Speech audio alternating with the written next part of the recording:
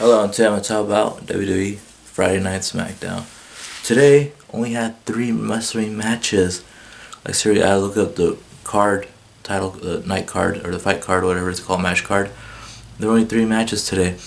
And I think Raw can go on for a little too long. I think SmackDown's perfect 2 hours, and they always start out SmackDown. They've been starting it out since I went this year.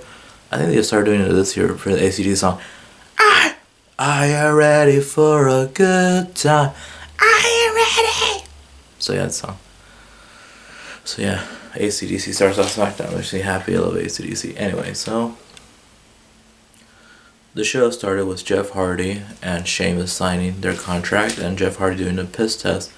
But then Jeff Hardy says it's better to be pissed off than they actually said pissed on, and he threw the piss jar to Sheamus. I'm pretty sure it was fake. But they were having a feud, and that's for a great way to start off the show. I mean, for TPG era, it's kind of hard. It's shocking even guys to say pissed off. Then, finally, the first real match before the real wrestling happens is the New Day versus Sasha Miroka and Cesaro. And Sasha Miroka. Okay, anyway. Well, it was kind of a good match. It was probably the third best match. Which is not a lot of matches to go off from. It's probably the worst match of the night, but still a good match. I mean, the guy or the New Day went for a pin, but he ended up being reversed and got into a pin and got in the 3 count, and Sasha Miroka and Cesaro won. I keep forgetting his name, but he's got like da da da da da da da. Yeah, Sasha Miroka, something like that. I can't remember his name. Shinsuke Miroka. Okay, something like that. I can't remember his name.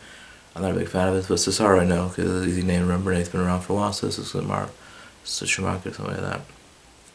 The guy has like the violin in his intro, and that's how I know. And yeah, it was a good match. And I'm just breezing through this. This is a really short one. I mean, other than the matches, there's also Bayley and Sasha Banks going out, and then Alyssa Bliss and Nikki Cross ruining the party before Bayley can write poetry to Sasha Banks, and Alexa said, "Stop it, girls." Then the Iconics went on and like did that. But the other match was probably the best match of the night: Daniel Bryan versus AJ Styles. I'm not a big fan of John Bryan, but it was an amazing match, really. They actually threw each other out of the ring. Each other out of the ring like a couple times.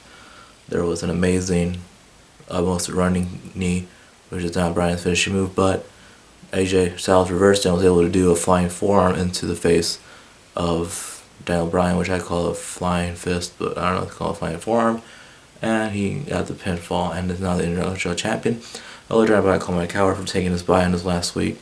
And now AJ Styles finally got his first Intercontinental Championship, an award that's given to Ricky Steamboat, Shawn Michaels, the greats, just Bret Hart.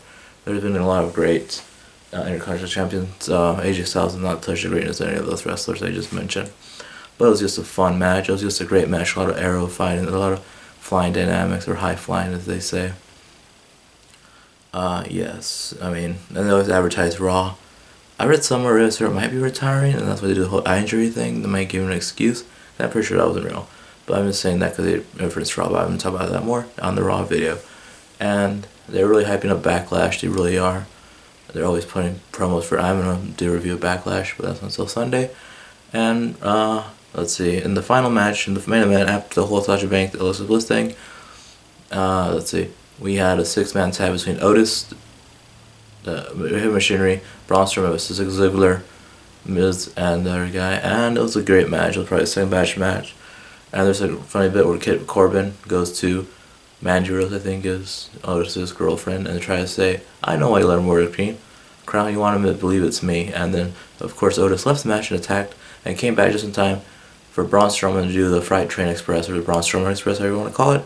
Took down 3 of them, put the one that's tagged in back into the ring. After he took him down outside the ring, put him back in the ring, and Otis did a super fun caterpillar dance, which I think is like one of the worst finishers. Like I said, it's like if The Rock did the Running Man before doing Rock Bottom. All he did was a caterpillar, then do an elbow.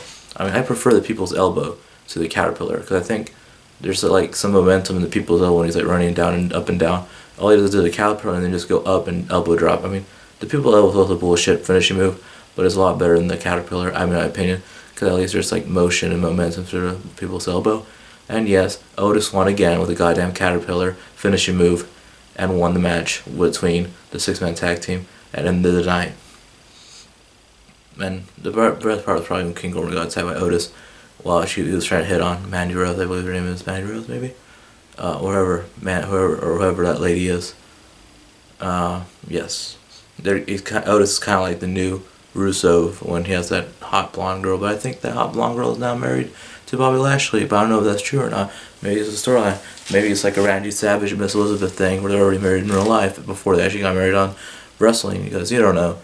I mean, there's people married to different people, because I know for a long time Mickey Bella was John Cena, but then he ended up marrying somebody else, and John Cena is now with somebody else as well. I mean, the whole WWE relationships are not real relationships, or some sort of relationships aren't WWE relationships. It's just how it happens. Like Stephanie McMahon is always dating Triple H, but Triple H is also with China. But all this stuff is going on with DX and China and Triple H and like all this crazy stuff. So I don't know who's dating who. I don't know who's like having sex with who. I don't know. I don't know if Paige was having sex with, if you know what I mean. Anyway, so this was a lot of fun. This is a really short match. This is a really short. I mean, there's only 3 matches. I'm going to talk about so much. I'm looking forward to Backlash, so I'll see you for that video.